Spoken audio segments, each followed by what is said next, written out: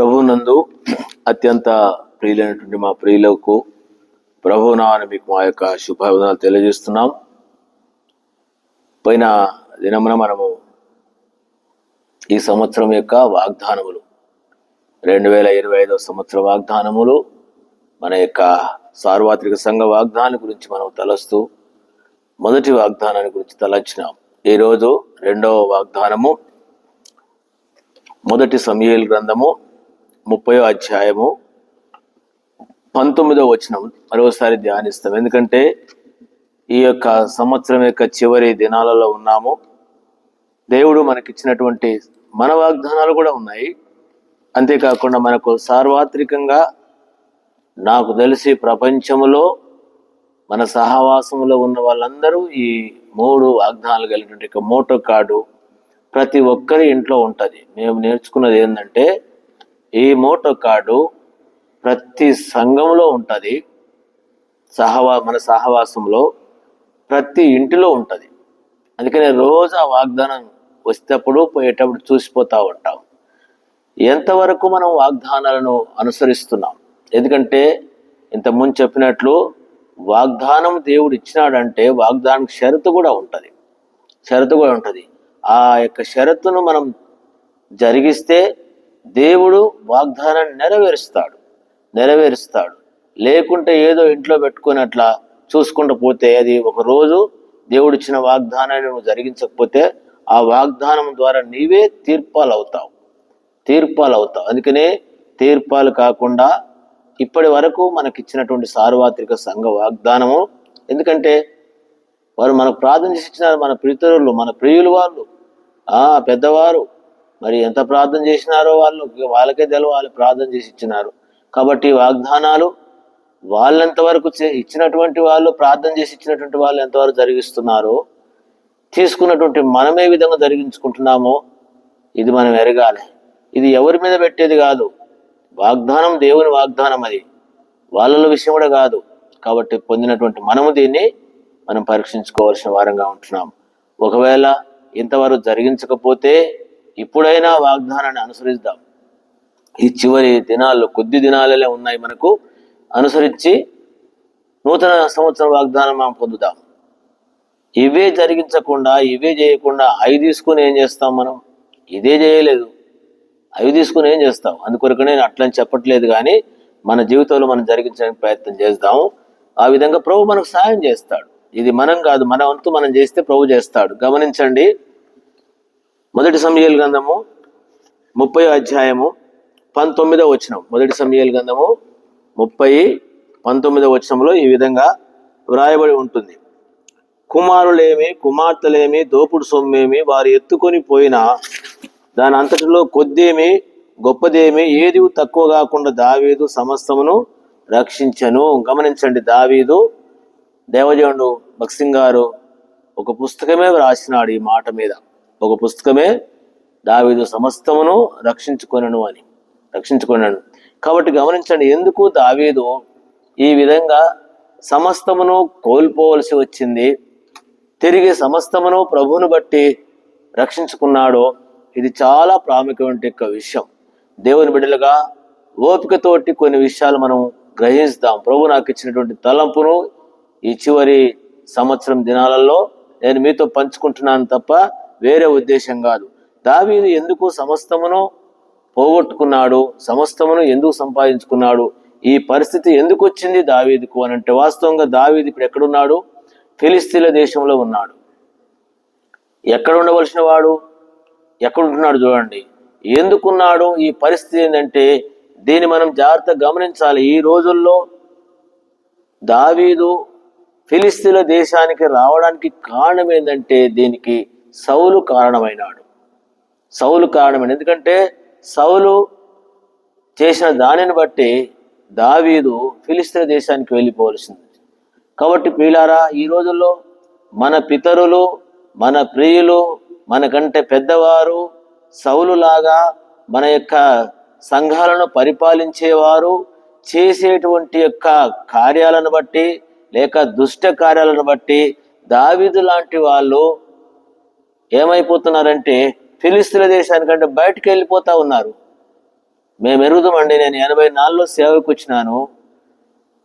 మన సహవాసంలో నుండి ఉన్నటువంటి పరిస్థితులను బట్టి ఎంతో మంది దేవుని దాసులు బయటకు వెళ్ళిపోయినారు.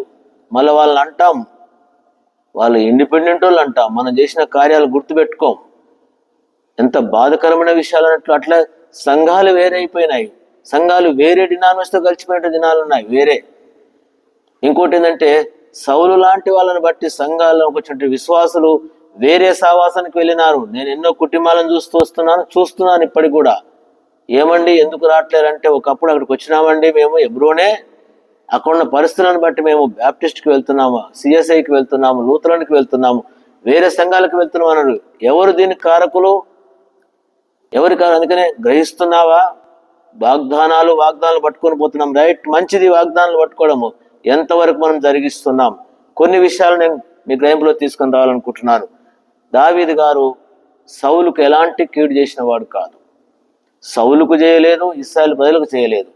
కానీ దేవుని మహాకృపను బట్టి దావీదు గారి ద్వారానే ఫిలిస్తీన్ల యొక్క చేతిలో నుండి, గొలియాతు చేతిలో నుండి ప్రజలను రక్షించినాడు. దేవుడు దావీదును వాడుకున్నాడు, గొప్ప కార్యం జరిగించినాడు. ఇట్లాంటి దావీదు గారి మీద సౌలుకు ఈర్ష వచ్చింది, అసూయ వచ్చింది, ద్వేషం వచ్చింది. ఎందుకు వచ్చిందంటే, దావీదు ఉంటే నాకు రాజ్యం ఉండదు, లేక నాది సాగదు. ఎందుకంటే అందరూ దావీదునే పొగుడుతున్నారు. ఈ రోజుల్లో వచ్చిన రోగం ఇదే, దావీదునే పొగుడుతున్నారు కాబట్టి నాకు లేదు అన్నాడు. నీకు లేదు ఆ సామర్థ్యము. దావీదుకుంటే యొక్క స్థితి నీకు లేదు, అతని ఆత్మీయత నీకు లేదు, అతనికి ఉన్నటువంటి దైవభక్తి నీకు లేదు.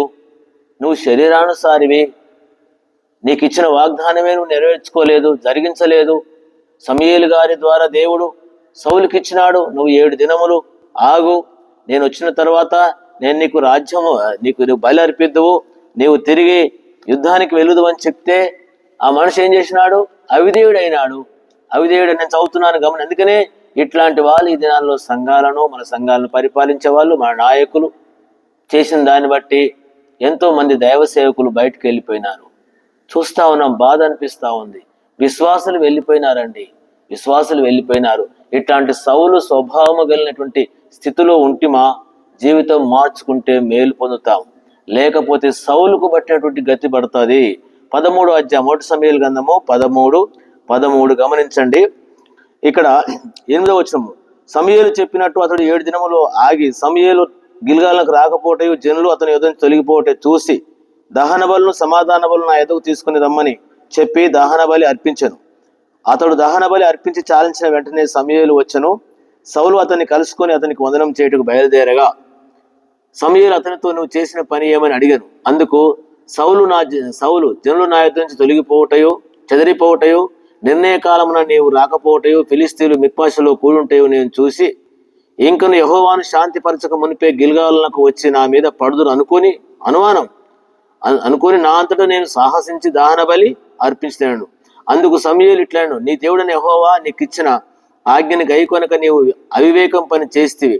నీ రాజ్యమును ఇశ్రాయేలు మీద సదాకాలము స్థిరపరచుటకు యెహోవా తలంచి ఉండెను. అయితే నీ రాజ్యం నిలవదు.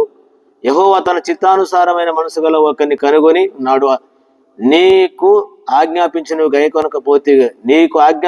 దాన్ని నువ్వు గైకొనకపోతే కనుక యెహోవా తన జనుల మీద అధిపతిగా నియమించును. ఎవరో అతను అంటే దావీదు. రాజ్యం పోయింది. దేవుడు తన రాజ్యాన్ని శాశ్వతంగా ఇచ్చినాడు, అనుసరించకుండా పోగొట్టుకునే ఒక వ్యక్తి ఇప్పుడు ఏం చేశాడంటే, దావీదు ఉంటే నాకు రాజ్యం ఉండదు, నా పిల్లలకు ఉండదని చెప్పేసి ద్వేషపూరితంగా ఈర్ష్యతో పగతో దావీదు వెంటబడ్డాడు. యాజ సంఘాలలో ఇదే లక్షణాలు ఉన్నాయి. సౌలు దావీదు ఎక్కడ చూసిన సంఘాలలో కొట్లాటలు.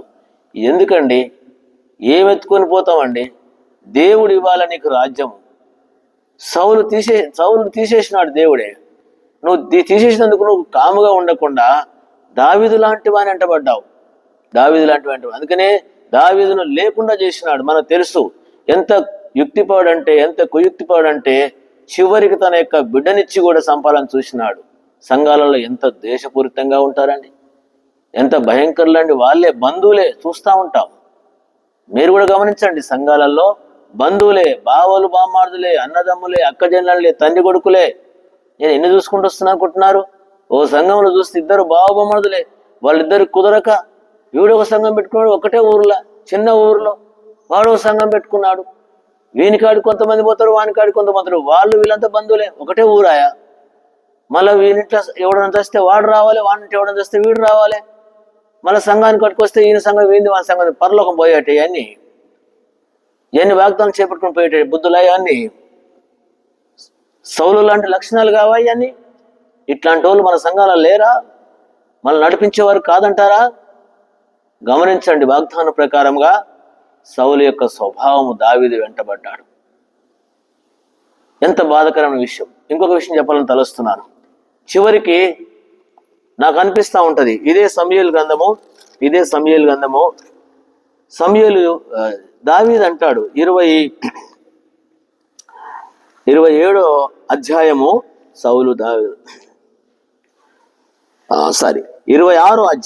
26వ అధ్యాయము సౌలు దావీదు వెంటబడ్డాడు. దావీదు గారికి సౌలు దొరికిపోయినాడు. కొత్త దళంలో నిద్రపోతున్నటువంటి సౌలుని వీళ్ళు ఈట తీసుకొని వచ్చినాడు పోయి. వీళ్ళంతా ఇది మనకు తెలుసు. 26వ అధ్యాయం చదువుకోండి. ఇక్కడ దావీదు గారు కొన్ని విషయాలు సౌలు గురించి మాట్లాడుతున్నాడు. 18వ వచనం 26:18 మొదటి సమూయేలు. నా ఏలినవాడు తన దాసుని ఈలాగు ఎందుకు తరుముచున్నాడు? నేను ఏమి చేస్తేనే నా వలన ఏ కీడు నీకు సంభవించను? వాస్తవముగా దావీదు ఎప్పుడు కూడా సౌలుకు గాని ఇశ్రాయేలుకు గాని కీడు తలపెట్టినోడు కాదు, మేలు చేసిన వాడే. కానీ ఇప్పుడు అలాంటి వ్యక్తి అమ్మటి కౌజు పిట్టంతనోడు జరుగుతున్నాడు. ఎంత ద్వేషపూరితమైన వాడు! ఎందుకంటే దురాత్మ పట్టుకుంది, దురస్వభావం కలిగినటువంటి వాడు. తర్వాత, రాజా నా ఏలినవాడా, నీ దాసుని మాటలు వినుము. నా మీద పడవల్లని యెహోవా నిన్ను ప్రేరేపించిన ఎడల నైవేద్యం చేసి ఆయనను శాంతిపరచవచ్చును. అయితే నరులు ఎవరైనా నిన్ను ప్రేరేపించిన ఎడల వారు యెహోవా దృష్టికి శాపగ్రస్తులవుదురుగాక. ఈ రోజుల్లో చెప్పే మాటలు ఎక్కువగా వింటాం. సౌలు లక్షణాలు సంఘాలలో కూడా అంతే. సౌలు లాంటి అనుమానస్తులు, సౌలు లాంటి లక్షణాలు చెప్పితే ఎవడో వచ్చి చెప్పగానే అంతే. ఇక్కడంతే, సౌలు చెప్పగానే ఉరుకుతాడు, దావీదుకు చిక్కుతాడు. దావీదు నేను యెహోవా అభిషేకించమని చంపను అంటాడు. మళ్ళీ వదిలిపెడితే మళ్ళీ పోతాడు, మళ్ళీ కూడా చెప్తాడు. సంఘాలలో ఇదే బుద్ధులా? ఇదే లక్షణాలా నీకు ఉండేటి? సౌలు లక్షణాలేనా? ఇట్లా ఉంటే సౌలులాగా నష్టపోతాం. అందుకని గమనించండి. మళ్ళీ చదువుతున్నాను, చదవండి. ఏమన్నాడు ఇప్పుడు? 19వ వచనం మధ్య భాగం. వారు నీ దేశమును విడిచి అన్ని దేవతలను పూజించమని నాతో చెప్పి యెహోవా స్వాస్యమునకు హత్తు కొనకుండా నన్ను వెలివేయుచున్నారు. ఈ విషయాన్ని సౌలుకు నేర్పించి దావీదు గురించి ఏం మాట్లాడుతున్నారంటే, నీవు నీ దేశమును విడిచి ఏం చేయాలా? వెళ్ళిపోవాలా. చూసినారా దావీదు ఏం చేసినాడంటే, జనులు అవకాశం చూసుకొని మాట్లాడుతూ ఉన్నారు. అంతేకాదు, నీ దేశమును విడిచి అన్ని దేవతలను పూజించమని నాతో చెప్తాను. ఇంకొద్దు, నువ్వు యెహోవా దేవుని మొక్కొద్దు, ఇంకోటి దేశంలో ఉండొద్దు, పో అన్యజనుల దగ్గరికి వెళ్ళిపో, వాళ్ళ దేవతలను మొక్కుపో, వాళ్ళ దగ్గరికి వెళ్ళిపో. ఎందుకు ఊరికనే ఫిలిష్తీయుల దేశానికి వెళ్ళలే ఎవరు? దావీదు గారు ఎందుకు వచ్చింది ఆ పరిస్థితి అనంటే, ఇగో ఇట్లాంటి సౌలేమో ఆ విధంగా, జనులేమో నీ దేవుని విడిచిపెట్టు, నీ దేశం వదిలిపెట్టేసి వెళ్ళిపో అని చెప్పేసి ఇంత ద్వేషపూరితంగా దావీదు మీద సౌలుకు చెప్తున్నారు. ఆ గ్రహింపు లేనోడు వీళ్ళ మాటలు విని దావీదుని ఆ విధంగా తరుముతూ ఉన్నాడు. ఇప్పుడు ఏం చేసినాడు గమనించండి. దావీదు గారి యొక్క మనవి చూడండి ఎట్లా ఉన్నదో. 20వ వచనం దయచేసి తర్వాత చదువుకోండి. 19వ వచనం కూడా చదువుకోండి. 20వ వచనం అంటే మొదటి సమూయేలు గ్రంథం 26:20. నా దేశమునకు దూరముగాను యెహోవా సన్నిధికి ఎడముగాను నేను మరణము నొందకపోదునుగాక. ఒకడు పర్వతం మీద కౌజు పిట్టను తరినట్టు ఇశ్రాయేలు రాజును తరుచున్నావు అని. ఇశ్రాయేలు రాజు అయిన నీవు మిన్నల్లిని వెతుకుటకై బయలుదేరి వస్తివి. ఏం దేశమో? నా దేశమునకు దూరంగా అంట. ఇశ్రాయేలు దేశానికి దూరంగా చేసినాడు. ఇజ్రాయేలుకు దేవునికి దూరంగా చేసినారు. ఎవరు? ఇక్కడి ప్రజలు. ఇంకొకటి ఎవరు? సౌలు. నాకు అనిపిస్తూ ఉంటది, గమనించండి. సౌలు ఈ విధంగా దావీదు గారిని తరుముతుంటే నాకు తెలిసిన అవగాహన మేరకు సౌలు దగ్గర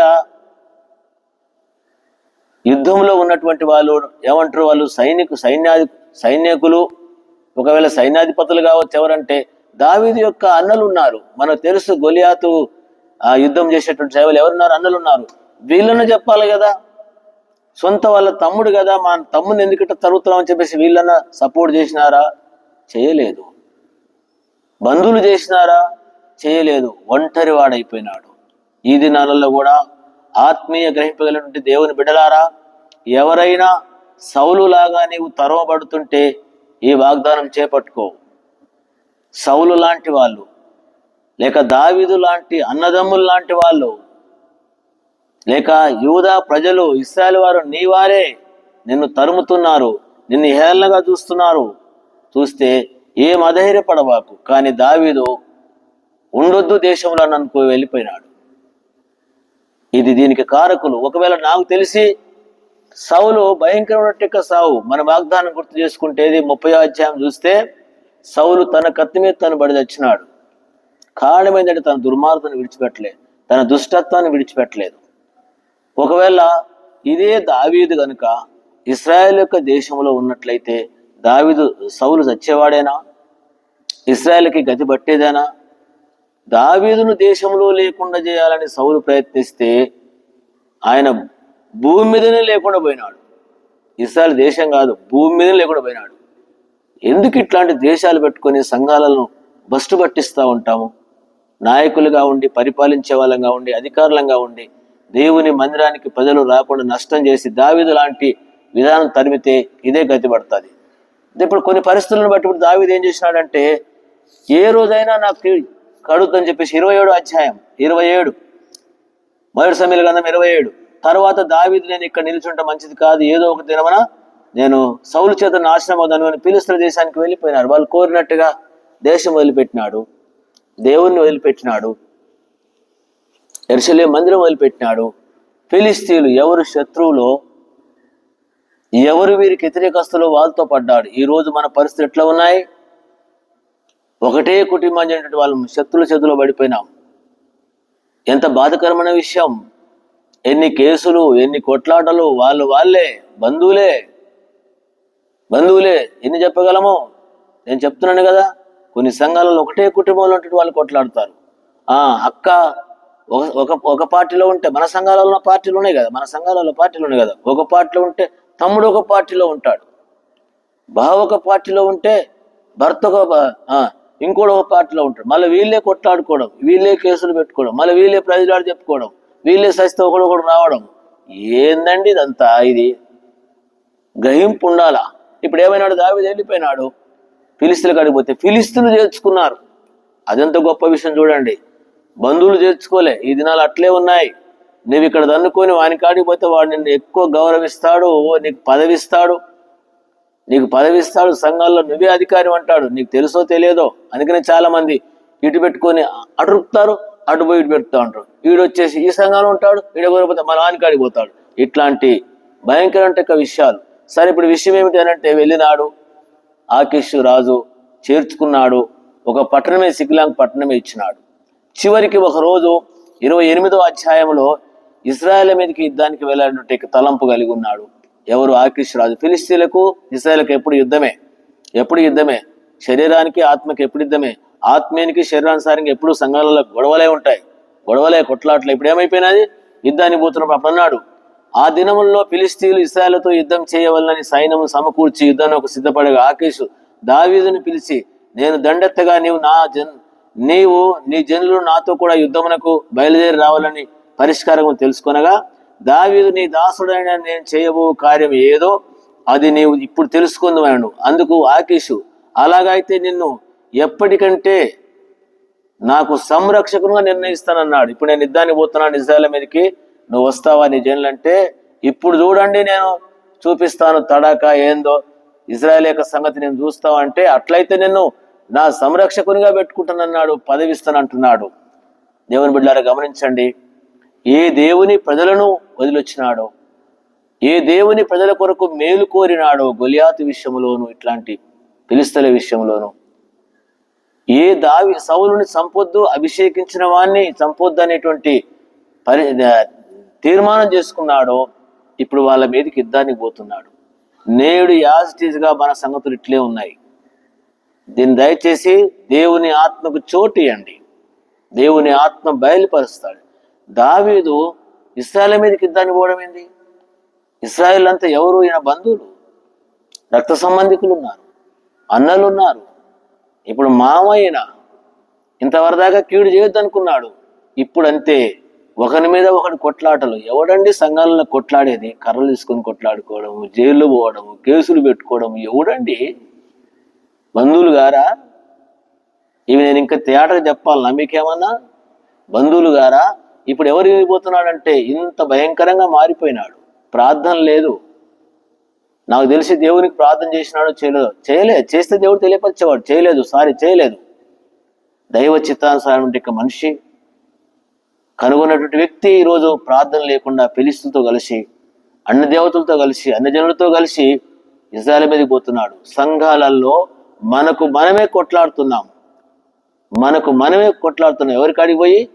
వాళ్ళ కాడికి కోర్టుకు పోతాం, వకీల్ కాడికి పోతాం. వాడు నీకు పెట్టే నాకు పెట్టే వాడు దోసుకునే, పోలీసు వాడు పెట్టుకునే వాడు పెట్టుకునే, ప్రజల కాడికి లీడర్ల కాడికి పోతా ఉంటాం, నాయకుల కాడికి పోతా ఉన్నాం. ఎంత బాధకరమైన విషయం. జరుగుతలేవా? ఇప్పుడు ఎవరి కాడికి పోతాడు? ఫిలిష్తీయులు కలిసిపోతా ఉన్నాడు. ఎవరి మీద కంటే? ఇశ్రాయేలు మీద పోతున్నాడు. బాధకరమైన విషయం. దేవుని దగ్గర అడగలేదు. ఈ విధంగా తను ఏం చేసినాడు? పోతున్నాడు. చివరికి దేవుడు కనికరించి దావీదును తప్పించినాడు. 3 రోజులు వాళ్ళతో ప్రయాణం చేసి వెళ్ళినారు. ఆ తర్వాత ఏం జరిగింది? 3 రోజులు పోయిన తర్వాత వాళ్ళు అన్నారు, వీళ్ళు ఇశ్రాయేలు కాబట్టి అక్కడ ఉన్నదంతా కూడా వీళ్ళ బంధువులే, వీళ్ళందరూ కూడా మనతో వచ్చినట్లయితే రేపు యుద్ధంలో వాళ్ళ వైపు తిరిగితే మన పరిస్థితి ఏమవుతుంది? కాబట్టి ఏం చేయాలన్నారు? వద్దొద్దు, వీళ్ళని వద్దు, మన ఎమ్మటి వద్దు అని చెప్పేసి దావీదును జనులను మళ్లించేసినారు, వెనుక పంపించేసినారు. బాధతోటి దిగులుతోటి వచ్చినాడు. దేవుడు కొన్నిసార్లు ఈ దుర్మార్గులను తప్పిస్తాడు. మనకెందుకండి? దేవుడు ఒకరోజు సౌలు లాంటి కార్యం చేస్తాడు. ఈ దినాల్లో సంఘాలను చెడగొట్టి సౌలు లాంటి యొక్క యుక్తి ఉపాయాలను చేసి దుష్టత్వం దుర్మార్గం నడిచేటువంటి ప్రతి ఒక్కరికి గతి పడుతుంది. కొన్నిసార్లు ఆత్మీయ విధానం కలిగినటువంటి వాళ్ళు ఫిలిష్తీయులాగా అన్నజంతో చెదిరిపోయినా నష్టపోవాకండి. తిరిగి మన ప్రజల మీద, మన బంధువుల మీద, సంఘాలలో వాళ్ళంతా మన రక్త సంబంధికులే. అంటే యేసు ప్రభువారి యొక్క రక్తంలో ఉంటాం. వాళ్ళ మీద మనం కొట్లాడాలనా, యుద్ధం చేయాలనా, ఈర్ష పెట్టుకోవాలనా, కక్ష పెట్టుకోవాలనా? ఒక తండ్రి బిడ్డలం కాదా మనం? యేసు ప్రభువారిని బట్టి బైబిల్లో ఉందిగా ఈ విషయం అంతా. అట్లా ఒప్పుకున్న వాళ్ళమే కదా మనము. అందుకనే దావీదులాగా అవగాహన లేకుండా ఫిలిష్తీయులతో కలిసి వెళితే జరిగే నష్టం ఈ దినాలలో జరుగుతున్నటువంటి నష్టం. అందుకనే దేవుడి సంవత్సరము ఈ 3 వాగ్దానాలు సార్వత్రిక సంఘము, వ్యక్తిగత సంఘాలకు, కుటుంబ జీవితాలకు మేలు కలగడానికి ఇచ్చినాడు. ఆ వాగ్దానాలను అనుసరిస్తున్నావా? అనుసరించకపోతే వచ్చే పరిణామం గొప్పది. అందుకని ఏం చేసినాడు? దేవుడే తప్పించేసినాడు అతన్ని. తిరిగి వీళ్ళు వచ్చారికి ఏమైపోయిందంటే పట్టణమంతా కూడా కాల్చివేయబడింది. 30వ అధ్యాయం మొదటి నుంచి, దావీదును అతని జనులను 3వ దినమున సిగ్లాగునకు వచ్చిరి. అంతలో అమాలేకులు దండెత్తి దక్షిణ దేశం మీదను సిగ్లాంగ్ మీదను పడి దాన్ని కొట్టి తగలబెట్టేసినారు. గనులేమి అల్పులేమి అందులో ఉన్న ఆడవారిని అందరినీ చెరపట్టుకొని చంపక తీసుకొని పోయి. ఓ గొప్ప విషయం దేవుడు చేసినాడు. పట్టణం అంతా కాల్చివేయబడింది కానీ ఎవరిని చంపలే. ఇది ఒక పెద్ద వండర్. చెప్పండి, ఇంత పెద్ద యుద్ధం జరిగి పట్టణాన్ని మొత్తం తగలబెట్టేసినారు కానీ ఒక్కరిని చంపకుండా చెర తీసుకొని పోయినారు. దేవుడు తన దావీదు పక్షంగా చూడనట్టు చేసినాడు, తీసుకొని పోయినాడు. 3 రోజులకు వచ్చిన అందరూ పోయినారు. పట్టణం అంతా కాలిపోయబడింది. లాస్ట్ ఇది అంతే. ఇక మళ్ళీ ఈ పట్టణం రాడిగా సౌలు చేస్తాడు, తిరిగి ఇశ్రాయేలు తీసుకెళ్ళిపోతాడు. ఈ పట్టణంతో ఆయనకు పనిలే. మళ్ళీ అక్కడ పట్టణం ఉంటే మళ్ళీ నాకు అక్కడ పట్టణం ఉంది కదా అనుకున్నట్టుగా లేదు, ఆడ ఏం లేదు. మనకు కూడా అంతే. మళ్ళీ ఆ సంఘాన్ని భూతత్వకూడదు, మన మొహాలు ఉండవు. ఎందుకంటే వద్దులే అంటారు కదా. అట్లా ఏమైపోయింది? ఇక్కడ పట్టణం కాల్చివేయబడి తీసుకొని పోయినారు. గమనించండి, 3వ వచనం, దావీదును అతని జనులను ఆ పట్టణమునకు వచ్చి అది కాల్చబట్టయు తన భార్యలు, కుమారులు, కుమార్తెలు చెరలోని కొనిపోబట్టు. 4వ వచనము, ఇక ఏడ్చుటకు శక్తి లేకపోయినంతగా బిగ్గరగా ఏడ్చిరి. రాజైన హెజ్రాయేల్, ఇక ఈయన యొక్క ఇజ్రాయేలు రాలైన అవినోయం, వీళ్ళందరూ ఈయన భార్యలు కూడా ఏమైనా తీసుకొని పోబడ్డారు. 6వ వచనం, దావీదు మిక్కిలి దుఃఖపడను, మరియు తమ కుమారులను బట్టి కుమార్తెలను బట్టి జనులందరికీ ప్రాణం విసికినందున రాళ్ళు రువి దావీదును చంపుదాము రండని వారు చెప్పుకొనగా దావీదు తమ దేవుడైన యెహోవాను బట్టి ధైర్యించుకొని. ఇప్పుడు ఎవరైతే నమ్మినారో అవకాశవాదులు మనతో ఉండేవాళ్ళు, నేను చాలా విధాలుగా ఎరుగుతున్నానండి, వాళ్ళ విధానాన్ని బట్టి అక్కడ ఉన్నటువంటి కష్టాలను బట్టి వచ్చి నీ దగ్గర చేరినారు. పెద్ద నీకేమో సహకరించే వాళ్ళు కాదు. సంఘాల్లో అంతే, వాడు అక్కడ కుదరకపోతే వాడు వచ్చి నీ సంఘం చేరుతాడు, అన్న అన్న అంటాడు.